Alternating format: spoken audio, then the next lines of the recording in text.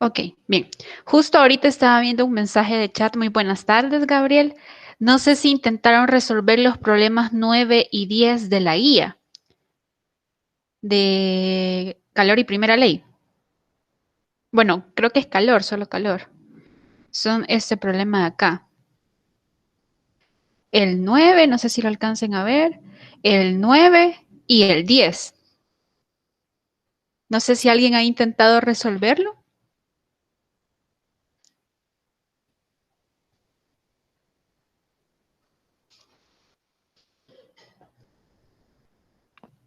¿Alguien? ¿Alguien? O no, si no lo ha intentado, no hay problema. Solo dígame, no, no, no lo hemos visto. Ok, hay algo importante, vaya, está bien, que les quiero explicar. No, no se preocupen, que me estaban consultando por Facebook y agradezco la pregunta porque eso no se los había comentado ayer, pero hoy sí ya lo podemos ver en base a todo lo que hemos hablado. Si recuerdan, el día de ayer estuvimos viendo cómo pasar del estado sólido de hielo a vapor, pero ¿qué sucede en el proceso inverso cuando yo quiero pasar de vapor a hielo? Para explicar eso, siempre vamos a ver esta gráfica que les muestro. No sé si se alcanza a ver, si se ve bien. Gracias, Fátima. Vaya, para hacer ese proceso de todo lo que explicamos ayer es lo mismo, pero inverso. Lo vamos a poner aquí en otro color. Lo voy a poner en verde. Digamos que estoy yo aquí en el punto E. Ahora quiero venir de E a D, o sea que si aquí tenía vapor a 100 grados Celsius, quiero tener líquido a 100 grados Celsius. El proceso se llama condensación, si lo recuerdan que lo vimos ayer. El proceso inverso. Se usan estas mismas ecuaciones. Ok, perdón. Cuando quiero pasar del punto E al punto D, o sea, del estado líquido a 100 grados, el estado vapor a 100 grados Celsius, al líquido a 100 grados Celsius, la ecuación es la misma, es esta misma, solo que con una diferencia, que el calor de condensación es igual al negativo de la masa por el calor latente de vaporización. En esta parte de acá, cuando quiero ir de agua de 100 grados Celsius a cero, es la misma ecuación. Solo que acuérdense que ahora el delta nos va a dar negativo, ¿verdad? Y por tanto nos va a dar un calor negativo. Ahora, si quiero pasar del líquido a 0 grados Celsius a hielo, que es lo que hacemos cuando metemos como en la bandejita y en los espacios de la bandeja ponemos agua y la metemos a la refri, se pasa del estado líquido al estado sólido. Entonces eso decíamos que se llamaba congelación. Entonces el proceso de la congelación, o le voy a poner aquí la S que mencionaban, solidificación, es igual al negativo de la masa por el calor latente de fusión. Prácticamente es la misma gráfica, pero se viene de regreso y estos calores de acá son las mismas fórmulas, pero con el signo negativo. ¿Por qué traigo eso a mención? Porque eso es lo que van a ver en el problema 9. Venimos de regreso, tenemos 20 gramos de vapor a 100 grados Celsius y quiero regresarlo a agua fría a 20 grados Celsius. Y es por eso que el valor les da negativo, porque para ese proceso se necesita quitar energía. No sé si hay alguna pregunta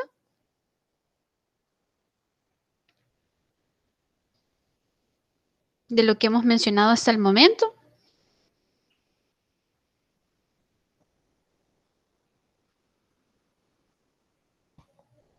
Ok, muchas gracias, Diego.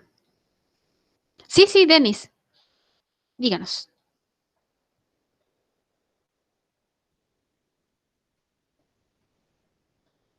Ajá, Denis, ¿cuál es su pregunta?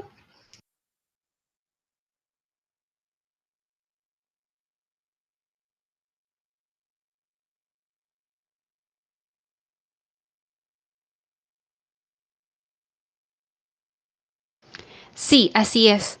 Igual como hicimos ayer. Voy sacando por cada sección la cantidad de calor y luego lo voy sumando. Solo que ahora la suma nos va a dar negativo.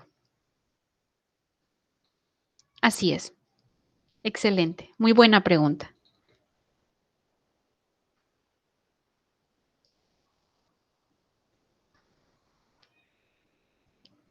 Bien, ahora pasamos a otro tema que es la primera ley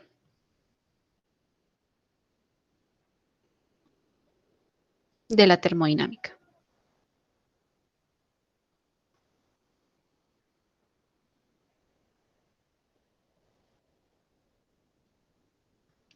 Antes que se me olvide, recordarles que la otra semana, no han dicho nada de lo contrario, tenemos evaluación. ¿Qué evaluación tenemos? No sé si la recuerdan. Es la otra semana, vayamos. Sí, la otra semana. ¿Qué tenemos el domingo? Muy bien, así es. Denis, Andrea, Fátima, Gabriel. Así es, el control de lectura ya está disponible en el campus para que lo comiencen a leer. Igual si hay dudas lo podemos resolver la otra semana. Es con respecto a los calorímetros. Hoy sí, regresando después de ese comercial, veamos la primera ley de la termodinámica. Bien, hasta ahora hemos hablado de varias formas de energía, como el calor. Previamente, en la primera unidad de esta asignatura, estuvimos viendo el trabajo y también hace unas 2 tutorías estuvimos hablando de la energía interna, pero siempre de forma individual, sin relacionar una con las otras durante un proceso. Es aquí por lo que la primera ley tiene tanta relevancia. La primera ley, mencionarles, la primera ley de la termodinámica se basa en el principio de la conservación de la energía y brinda una base, podríamos decir, sólida para estudiar la relación entre estas 3 variables que estoy mencionando, que es el trabajo, el calor y el cambio de energía interna. Estaremos hablando de transferencia de energía hacia o desde algún sistema, al que le llamaremos sistema termodinámico. Es importante aclarar cómo vamos a definir un sistema termodinámico. Se va a definir como el conjunto de objetos, o en este caso más que todo vamos a estar hablando de gases, que conviene considerar como una unidad. Puede ser que este concepto que acabo de dar sea bastante vago, ¿verdad? Y no les dé mucha información de lo que vamos a estar trabajando. Así que vamos a tomar el siguiente ejemplo. Un sistema podría ser un conjunto de semillitas para hacer palomitas de maíz. ¿Alguien ha hecho palomitas de maíz alguna vez? Fátima dice que sí, Maribel y Andrea, muy bien. ¿Gabriel ha hecho palomitas de maíz? ¿Denis? Diego dice que sí, pero que se le queman. Ahora les hago la pregunta. ¿Cómo se hacen las palomitas de maíz? Si lo pueden decir por el micrófono para ser más rápido también. Así, sencillo. ¿Cómo las hacen? En el microondas es una, pero en la olla, cuando se usa la cocina, ¿cómo se hace? ¿Alguien recuerda cómo es?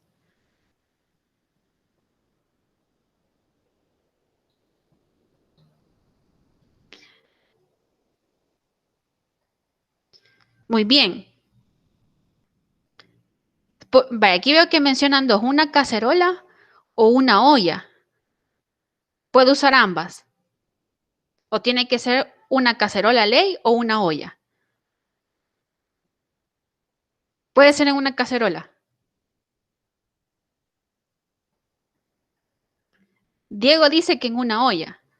¿Qué opinan los demás? Denis dice que la cacerola usa.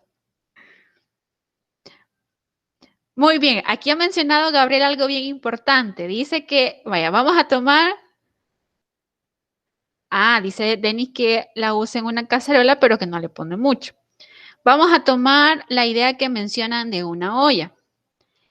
Y algo bien importante que están diciendo, que se cierra.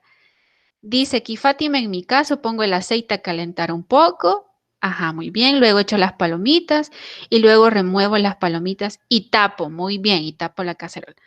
Vamos a hacer aquí una ollita.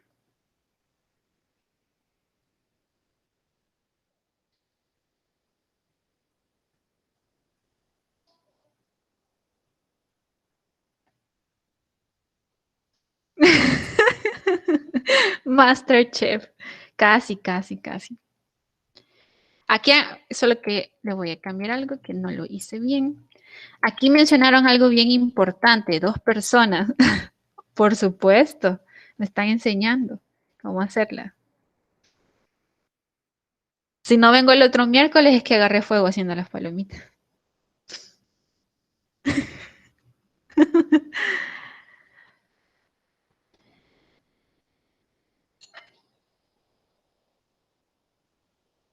Dicen que tienen una olla y una cacerola, si es poquito, dicen. Y adentro ponemos las palomitas, son semillitas. Lavan las semillitas de las palomitas antes de ponerlas o así nomás las ponen.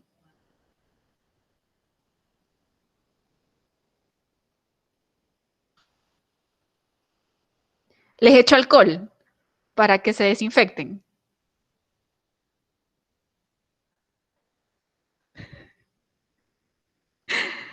Ok, no, no sé, pregunto. Pero creo que sí, ¿verdad? No sé, pregunto por aquí a ver qué dicen los demás. Creería que no, ¿verdad? Así nomás se ponen. Estas son las semillitas. Para nosotros, nuestro sistema van a ser, ajá, ok, ajá, sí, es un muy buen punto, Andrea. Solo así, ¿verdad? Solo las semillitas. Entonces, lo que les mencionaba anteriormente era que nuestro sistema es un conjunto que nosotros decidimos, un conjunto de objetos o de gas o de material. Como mencionaban, le ponen aceite, está la olla. Para nosotros, nuestro sistema van a ser solo las semillitas. Ok, pues no, no las lavamos, no las lavamos. Está bien. Bien, les mencionaba lo de las palomitas, ¿verdad? Y les decía que el sistema van a ser las semillitas, todas esas semillitas, ese montón de semillitas. Y le vamos a poner fuego, ¿verdad? Para que se llaman.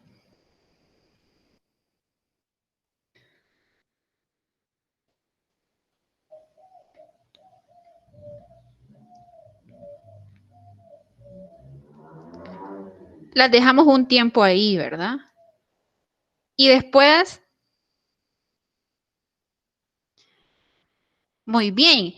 Aquí está identificando algo, Gabriel, muy importante. Nos dice, el sistema debe ser cerrado para que la presión aumente la temperatura. Ahí está relacionando que están cambiando variables. Muy bien, Gabriel, está cambiando la variable presión, la variable temperatura. Muy bien. Le ponemos el fuego, ¿verdad? Lo dejamos ahí un tiempo.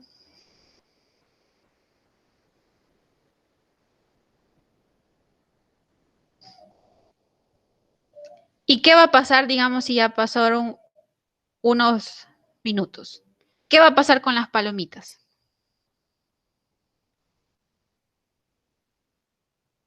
Ajá, muy bien, empiezan a saltar, empiezan como a expandirse, a reventar.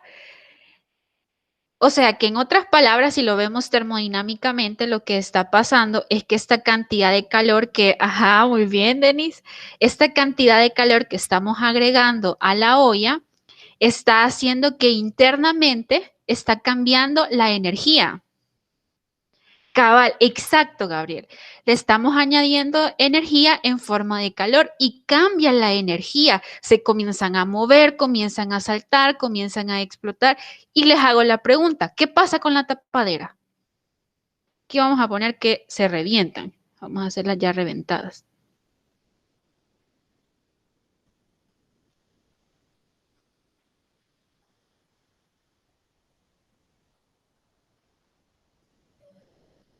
¿Qué pasó con la tapadera? Excelente, Andrea. Esa es la observación que quería que destacaran. La tapadera se mueve, generalmente eso pasa, ¿verdad? Que la tapadera se levanta.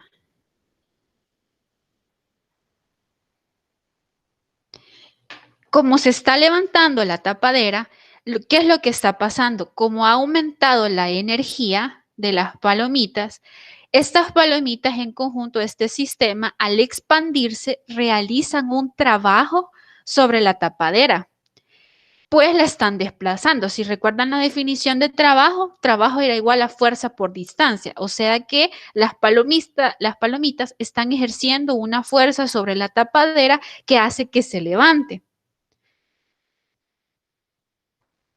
En otras palabras, pueden ver que ya hay una relación, ¿verdad? Que si agregamos calor, digamos que agregamos 1000 calorías a las palomitas, una parte de la energía, digamos 800 calorías, se va en cambiar la energía interna de las palomitas y otra energía se va en hacer trabajo, en levantar las palomitas, en levantar la olla por medio de las palomitas, digamos 200. Ahí pueden ver una relación, ¿verdad? Entre calor, trabajo y el cambio de la energía interna.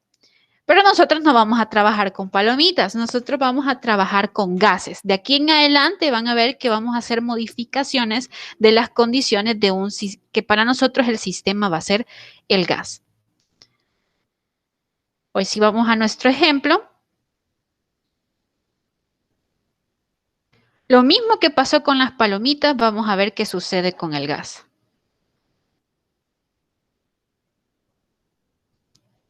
Vamos a poner aquí unas paredes donde va a estar contenido un gas.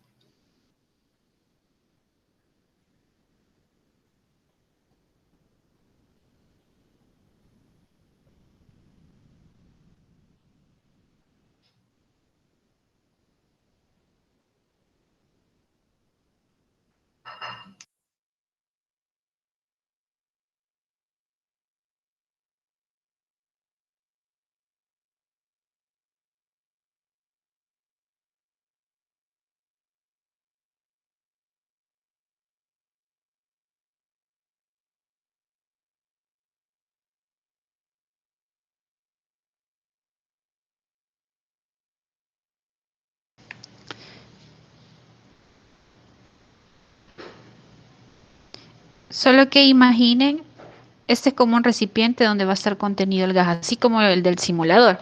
Solo que imaginen que estas paredes son adiabáticas, lo que mencionábamos en las últimas tutorías, que no hay transferencia de calor con los alrededores. Aquí adentro de ese recipiente de acá, tenemos gas. Ahora sustituimos las palomitas por gas, que es lo que vamos a estar trabajando nosotros.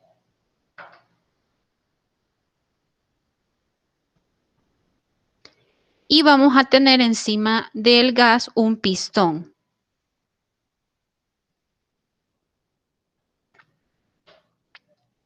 Si agregamos calor,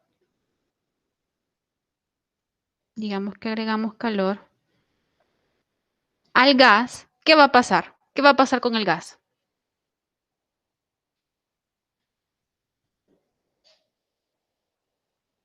Muy bien, Diego, se expande.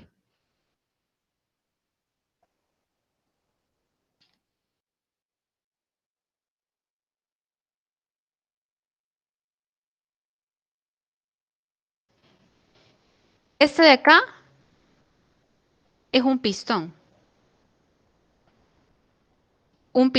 o una tapadera móvil. Como mencionaba Diego, ¿verdad? El gas se expande y al expandirse cambia su volumen, su temperatura, cambia la presión.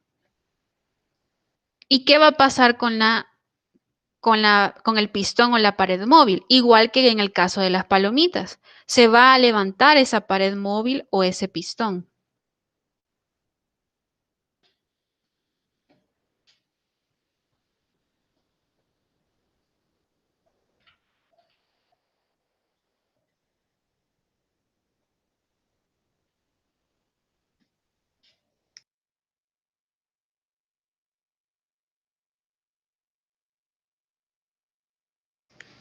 Voy a hacer Otra vez aquí la llamita.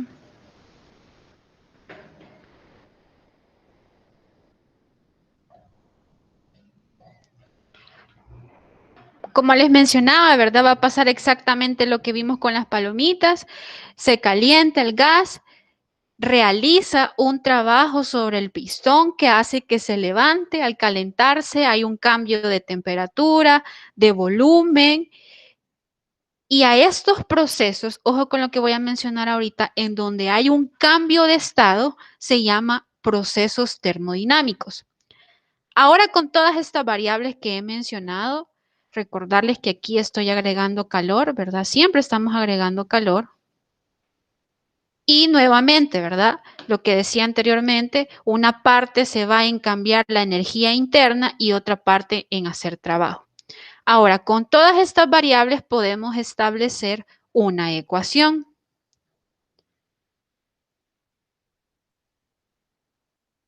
Si recuerdan, les decía, ¿verdad? Si agregábamos, digamos, 1000 calorías, se iban 800 en cambiar la energía interna y 200 en hacer un trabajo. Basándonos en eso, podemos plantear esta ecuación. Que el calor es igual al cambio de la energía interna más el trabajo. Podemos ver que esta ecuación, que es la primera ley de la termodinámica, la famosa primera ley de la termodinámica, nos permite calcular el cambio el cambio de la energía interna en función de variables como el calor y el trabajo, que son magnitudes físicas que sí es posible medirlas. Si recuerdan, anteriormente habíamos hablado que la energía interna, no sé si recuerdan, era la suma de la energía de las partículas. Pero ¿se imaginan cómo sería calcular la energía cinética, rotacional, vibracional, la energía potencial de cada partícula? Esa definición era correcta, pero era muy teórica. Entonces, a partir de esta ecuación, que es la primera ley de la termodinámica, nosotros la podemos reestructurar de tal manera que podemos calcular la energía interna. Por tanto, despejando de aquí el cambio de energía interna, nos quedaría que es igual al calor menos al trabajo. Y esta ecuación es la de la primera ley de la termodinámica. No sé si hay preguntas hasta el momento.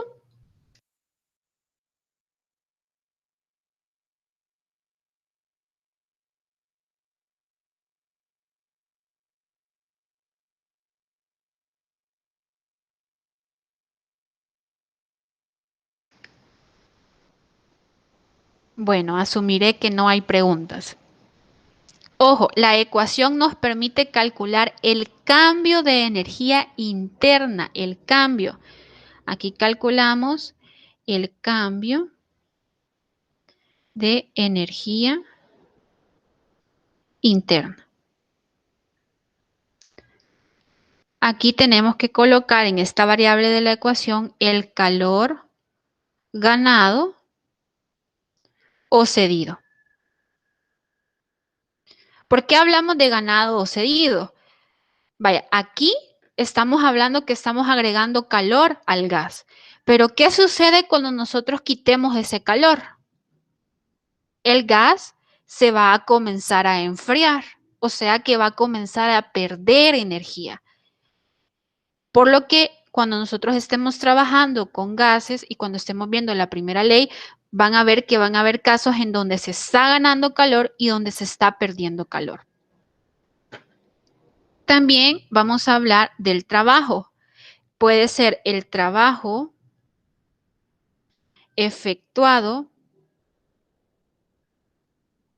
por el sistema, que es lo que vimos aquí con las palomitas y el gas, que el gas se expande y levanta el pistón, pero también puede ser el trabajo, puede ser aquí, o el trabajo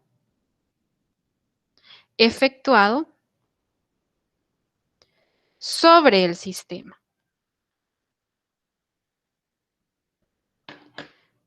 Podríamos poner de ejemplo que vengo yo con la mano y comienzo a apretar el pistón, que es lo que sucede cuando nosotros ponemos nuestro pulgar en las jeringas. Cuando nosotros presionamos aquí, estamos ejerciendo un trabajo sobre el gas. y ahí es donde el gas se comprime y van a ver un cambio en las propiedades.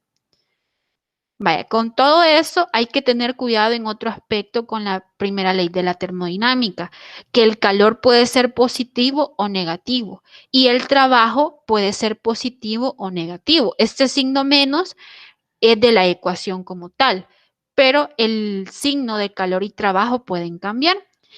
Y me gustaría mostrarles esta tablita de acá que la tienen en el resumen que les compartimos en Facebook, que les habla cuándo va a ser el calor positivo y cuándo va a ser el trabajo positivo o negativo. Veamos lo que dice. El calor va a ser positivo cuando el calor entra al sistema o es absorbido por el sistema. El calor va a ser negativo cuando él sale del sistema o es rechazado por el sistema o en un enfriamiento podría ser. El trabajo va a ser positivo cuando es el trabajo hecho por el sistema. Y el trabajo va a ser negativo cuando el trabajo es hecho sobre el sistema. Hay que tener mucho cuidado con eso de los signos. Otro aspecto que me gustaría analizar es que veamos cómo es que vamos a calcular ese trabajo. Nosotros hemos visto cómo calcular el calor, ¿no? Pero ¿cómo va a ser el trabajo? Sí, muy buena pregunta. Lo hace algo externo. Como les decía, aquí van a ver que van a hablar bastante de dos aspectos que son el sistema y los alrededores. Para nosotros, en este ejemplo, el sistema es solo el gas como tal. Afuera del sistema, que son los alrededores, ¿quién está? El recipiente, la llama y el pistón. Entonces, cuando el trabajo es negativo, podría ser en este caso cuando el pistón, que es algo externo, ejerce una fuerza por distancia sobre el gas. Así que muy bien, Andrea, eso es bien importante tenerlo. Cuando sea el trabajo negativo, repito, es porque un agente externo, algo exterior al sistema, está ejerciendo una fuerza por distancia o un trabajo sobre el gas. Pero ¿cómo vamos a calcular este trabajo? Vamos a calcularlos con la siguiente ecuación. El trabajo va a ser igual a la integral de la presión por el diferencial de volumen. Eso lo tenemos por acá. Aquí les dan la demostración de cómo se llega a esa ecuación. Aquí les menciona el pistón, ¿verdad? Que les mencionaba que estaba en una posición inicial, luego se expande el gas, llega a una posición final, les hablaba de las paredes aislantes y se está haciendo un trabajo y le dice que, recordándoles, ¿verdad? Que el trabajo es el producto punto de la fuerza por el desplazamiento, pero lo que les puedo decir, ¿verdad? En la vida real, si nosotros tuviéramos este sistema, ustedes van a ver de que se levanta un poquito la tapadera, poquitito, o el pistón es poquito. Entonces, por eso se habla de diferencial, de un pequeño cambio. Y aquí les pone que como el coseno de teta es igual a 0, es este producto solo fuerza por el diferencial y estas son las derivadas. Bueno, aquí nos queda la derivada, ¿verdad? O el diferencial. Aquí está relacionado con la derivada, perdón. Eso sí ya lo vieron, ¿verdad? Lo de los diferenciales y de las derivadas y todo eso.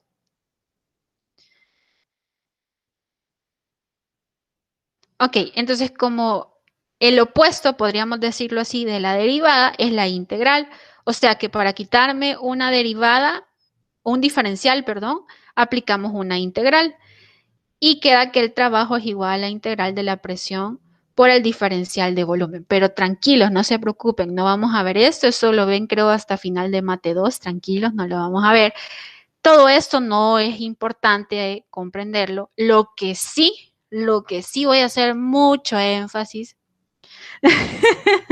lo que sí vamos a hacer mucho énfasis y anótelo ahí en grande, que también aquí está en amarillo. Lo que sí nos interesa de esto es que, ojo, el área bajo la curva de un gráfico de presión contra volumen es igual al trabajo. ¿Qué es lo que observan en este gráfico de acá? En este gráfico. El gráfico de presión contra volumen, el área bajo la curva es el trabajo. Una vez aclarado esto, pasemos a otro tema, que es lo de las trayectorias. Aquí pueden ver una trayectoria. Vamos a definir qué es eso de trayectorias. Cuando un sistema termodinámico cambia de un estado inicial, aquí dice I, porque en este puntito es el estado inicial, y se pasa a un estado, se pasa por una serie de estados intermedios hasta llegar a un estado final, a eso se le llama trayectoria. Lo vamos a ver con más detalle en el siguiente gráfico. No sé si hay preguntas hasta el momento, comentarios.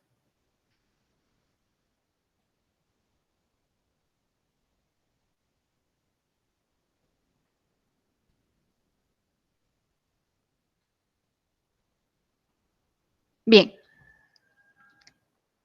todo bien. Aquí podemos ver una serie de trayectorias. Pónganme mucha atención en lo que voy a decir ahorita. Nosotros vamos a comenzar ahorita en el punto 1. El punto 1 representa un estado inicial que tiene su presión 1, su volumen 1 y su temperatura. Y yo me quiero desplazar de este estado hasta el punto 2, que es el estado final, que también, ¿verdad? Tiene su presión, su volumen y la temperatura. Las trayectorias, por tanto, serían como los caminos que voy a seguir para pasar de ese estado 1 al estado 2. Me puedo ir por dos trayectorias, como les muestra en la imagen. Me puedo ir de 1 a 3 y después llegar a 2. O me podría ir de 1 a 4 y después llego a 2. Aquí tenemos tres posibles trayectorias y la otra es irme por esta trayectoria curva directa de 1 a 2. Veamos cómo serían los trabajos en estas trayectorias. Me voy a ir primero por la trayectoria de 1 a 2 y después voy a llegar a 3. ¿Qué es lo que tenemos acá? Podemos ver que el trabajo, como habíamos dicho, es el área bajo la curva. Esta trayectoria está conformada, digámoslo así, por dos mini trayectorias o dos procesos. El primer proceso es de 1 a 3. ¿Qué se mantiene constante en el proceso de 1 a 3?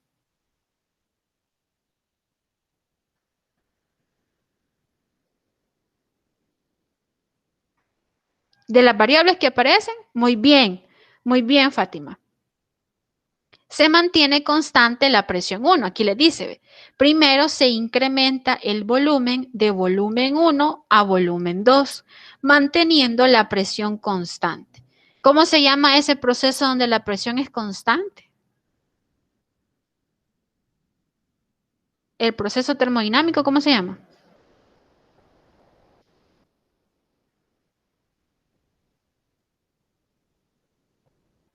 Era la respuesta de la tarea del simulador. ¿Alguien nos recuerda? Muy bien, así es, Fátima, muy bien.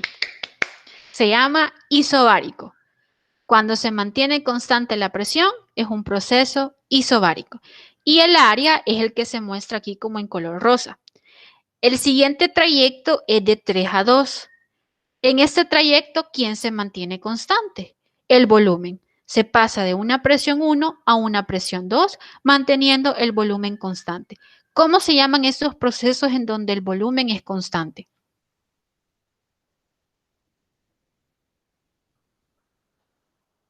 Isocórico, muy bien, Diego.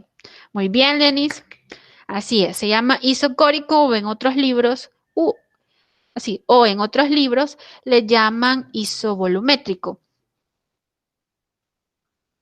Ok, con esta información sí me gustaría hacer énfasis, ojo con lo que voy a decir. Hago un minuto de suspenso por aquí, lo anoten para que nunca se les olvide. Si se fijan, esta área que está en rosa corresponde al área bajo la curva de 1 a 3, pero de 3 a 2 no hay área. Por tanto, anótelo, ¿verdad? En un proceso isocórico, el trabajo es 0, porque no hay área bajo la curva. Repito, en un proceso isocórico, o lo puede poner entre paréntesis, a volumen constante, el trabajo es 0. Bien, ahora pasemos a la otra trayectoria, que es de 1 a 4 a 2. Esta trayectoria está conformada, vamos de una presión 1 a una presión 2. Sí, así es, Diego. De la presión 1 a la presión 2 es un proceso nuevamente, ¿verdad? Isocórico o a volumen constante. Si se fijan, no hay área bajo la curva porque el trabajo es 0. De 4 a 2 es un proceso isobárico. El área bajo la curva es esta de este proceso. Y ese sería el trabajo.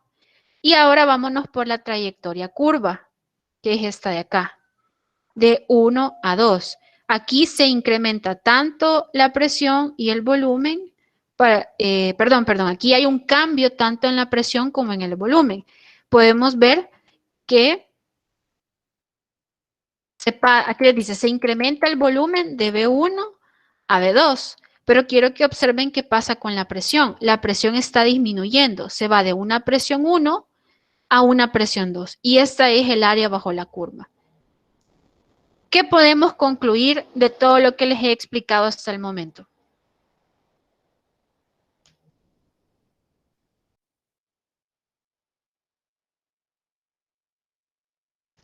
Con respecto al trabajo y a las trayectorias. Repito la pregunta, ¿qué podemos concluir con respecto al trabajo y las diferentes trayectorias que hemos visto?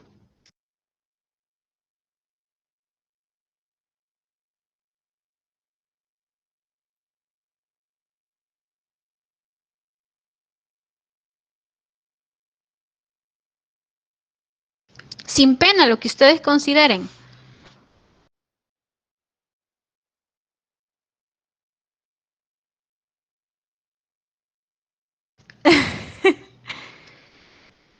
Vaya, la conclusión más importante,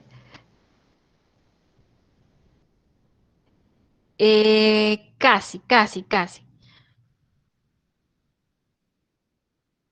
Muy bien, Fátima, que en el proceso isocórico el trabajo es 0. Al comparar, excelente, Andrea.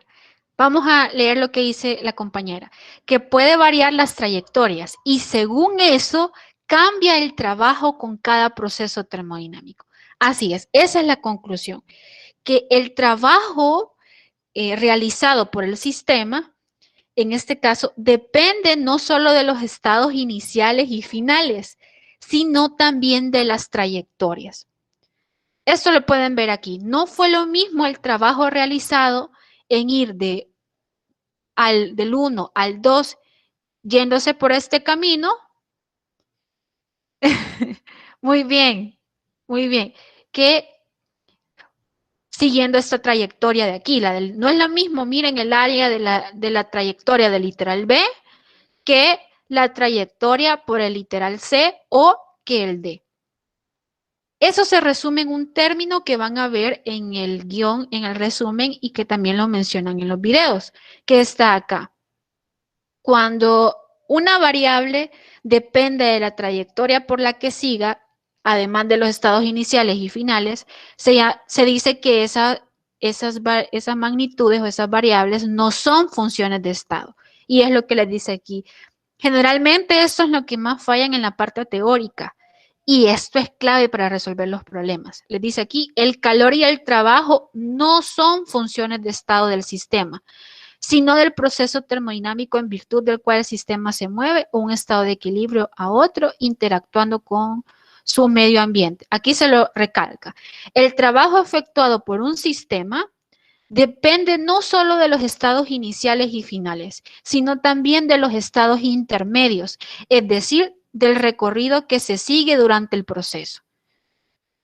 Cabal lo que mencionábamos. ¿Qué pasa con el calor? Lo mismo les dice aquí.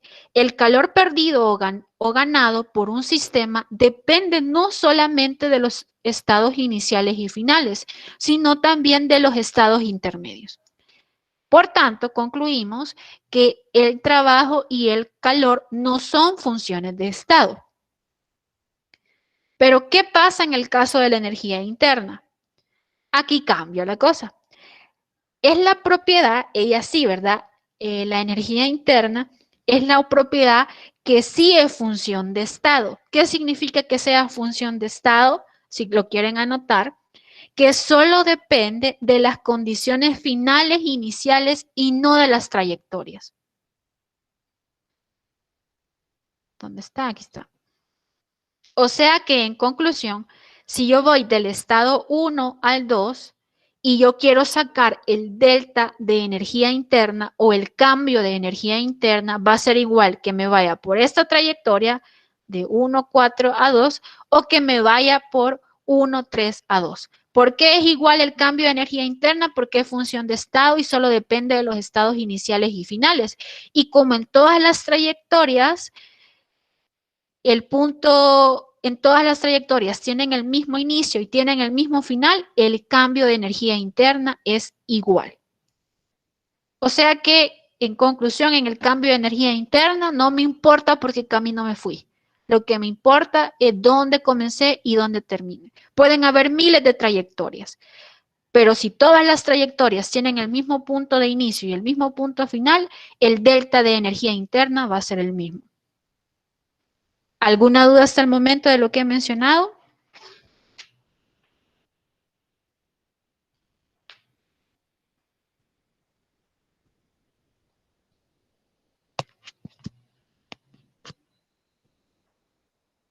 ¿Dudas?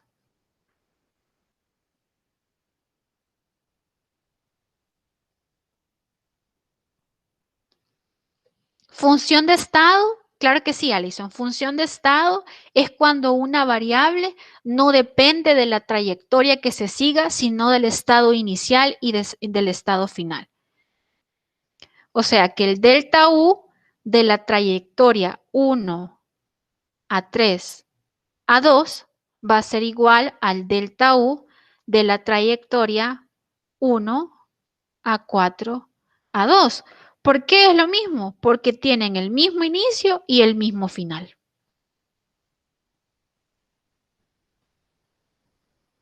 Aquí se los menciona también, creo, en el resumen que les pasamos. La energía interna de una sustancia, la energía total, aquí se los ponen en amarillo. El cambio de energía interna es función de estado, ya que no depende de la trayectoria que se siga. Ese es el concepto importante. Ok, muy bien. No vamos a poder resolver ejercicios que involucran ciclos, eso lo vamos a ver la próxima semana, pero sí quiero que veamos el siguiente problema de la primera ley. Es el problema 5.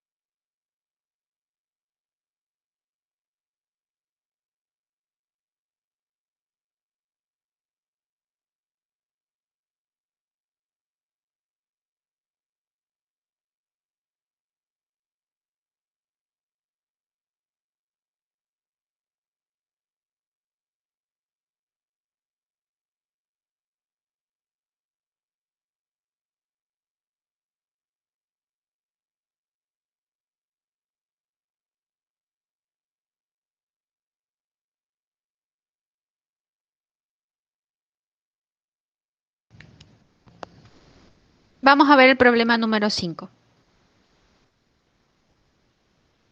En cada una de las siguientes situaciones, determínese el cambio en la energía interna del sistema. Vamos a comenzar con el A. ¿Qué dice el A? Un sistema absorbe 500 calorías de calor y al mismo tiempo realiza un trabajo de 400 joules. Como nos están pidiendo el cambio de energía interna, la ecuación que vamos a utilizar es la primera ley, que decíamos que era el calor menos el trabajo. Hago la pregunta. Antes de sustituir en la ecuación, ¿tendríamos que hacer algo o así ya sustituimos directo?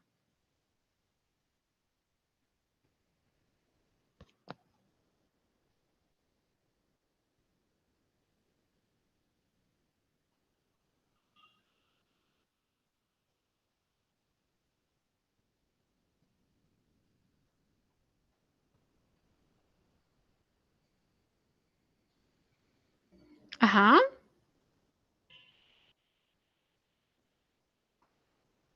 Así es, Diego. Eso es muy importante. Hay que convertir las calorías a joules. O también podría ser al revés, convertir los joules a calorías, pero estaba viendo que la respuesta se la da en joules, así que vamos a convertir las calorías. Voy a convertir las 500 calorías a joules. Recordando que una caloría tiene 4.186 joules. ¿Cuánto les da esta operación?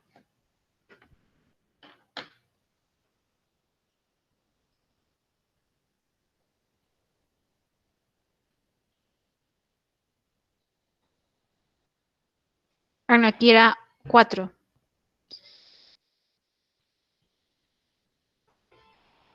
1.8. Corríjanme ahí, porfa. Era 4. No sé si les cambió. Joules. O déjenme verificar, ya no me acuerdo. ¿Cuáles ponen? Sí, es 4, ¿verdad? Es que tienen esos dos valores. En química y en física usan diferentes valores. Quiero ver, por aquí se los ponen. No los quiero confundir. Por aquí se los dan.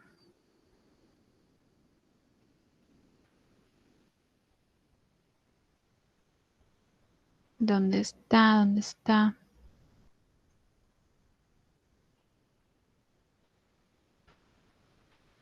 Para que nos dé exactito.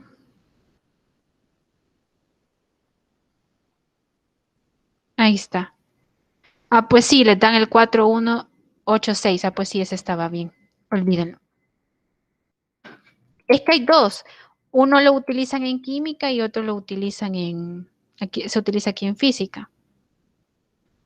Entonces es 4.186 joules. Hoy sí les daba ese valor, ¿verdad? 2093 joules. Ahora solo sustituimos en la ecuación. Ah, pues estaba bien. Deme mi punto, Denis. Son bromas.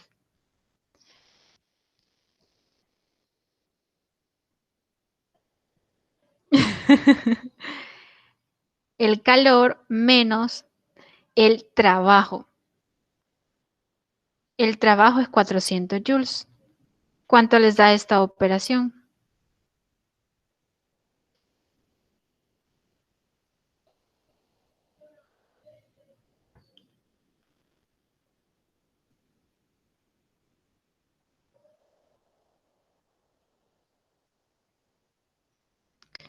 Ok, 1693 joules. Muy bien. Ok, gracias Fátima, Andrea, Denis. Veamos el literal B. Dice, un sistema absorbe 300 calorías mientras efectúan un trabajo sobre él de 420 joules. ¿Qué de diferente ven en este literal B con el anterior? ¿O qué va a cambiar? Excelente, así es, Andrea. Va a cambiar el signo del trabajo. ¿Por qué? Por lo que dice, efectúan un trabajo sobre él, sobre el sistema. ¿Quién? Un agente externo. En los alrededores podría ser. Basándonos en eso, estamos diciendo que el calor va a ser siempre, como está absorbiendo, siempre sería positivo, 300 calorías. Y el trabajo, como mencionaba la compañera, lo voy a poner aquí en rojo, es menos 420 joules. Hay que convertir estas calorías a joules. ¿Cuánto les da? Es el mismo factor. ¿Cuánto les da las calorías, las 300 calorías a joules?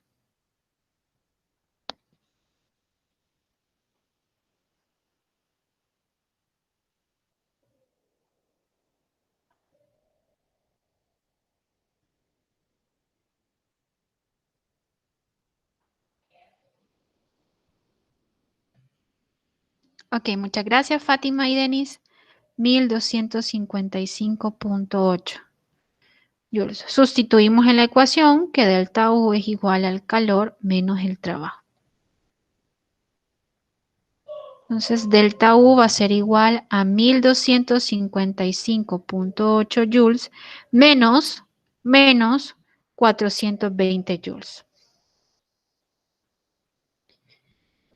El delta U va a ser 1255.8 joules más 420 joules. ¿Cuánto les da el delta U?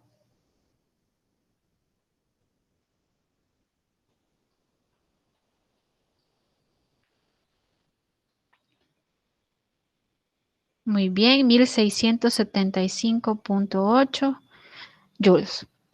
Lo mismo vamos a hacer con el literal C. Intenten ustedes resolver ahí el C y me dicen cuánto les da.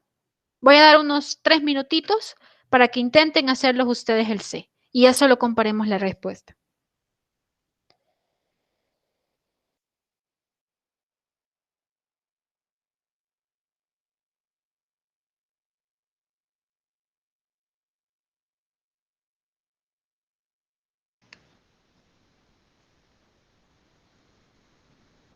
Intenten resolverlo, como lo hemos visto.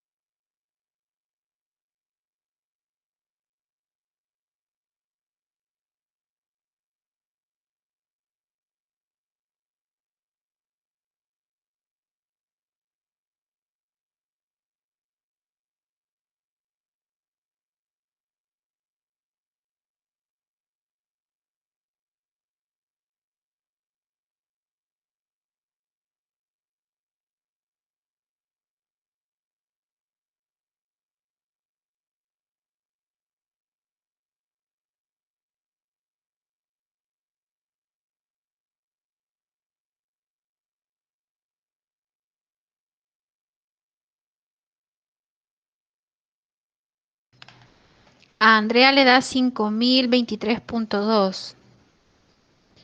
Veamos una respuesta más.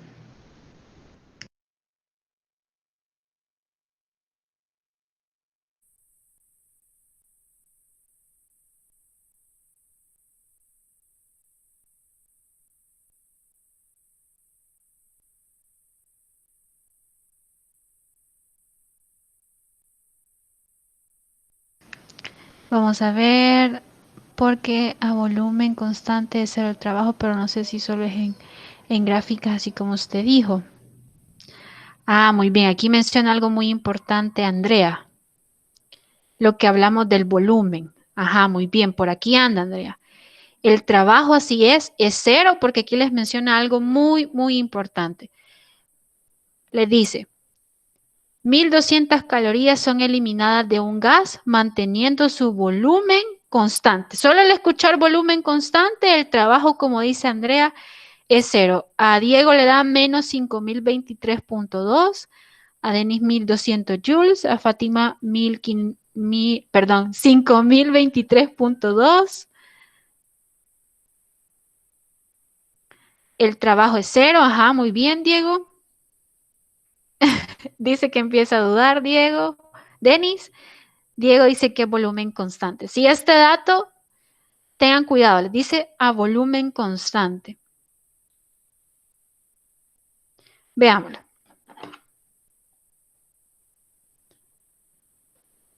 No se preocupen, aquí es el momento de resolver esas dudas. Les dice 1200 calorías son eliminadas de un gas. O sea que el gas está perdiendo esas 1200 calorías.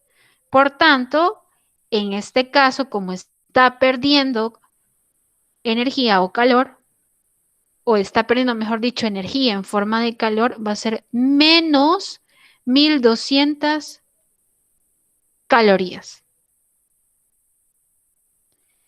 Y lo otro que mencionábamos, ¿verdad?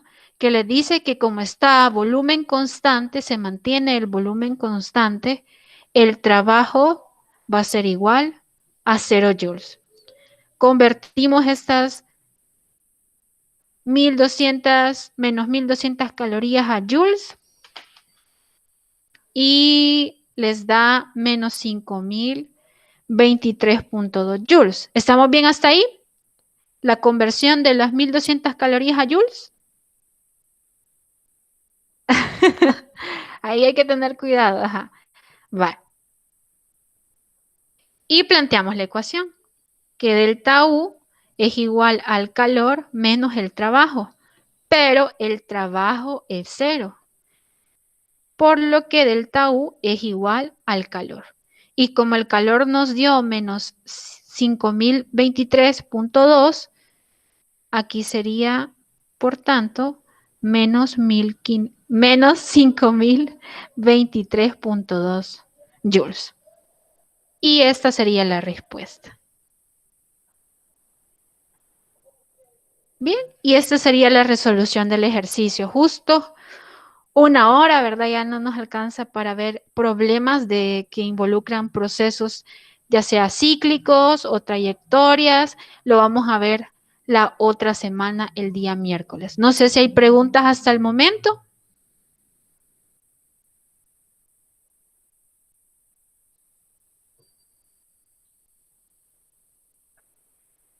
Preguntas de todo lo que hemos visto.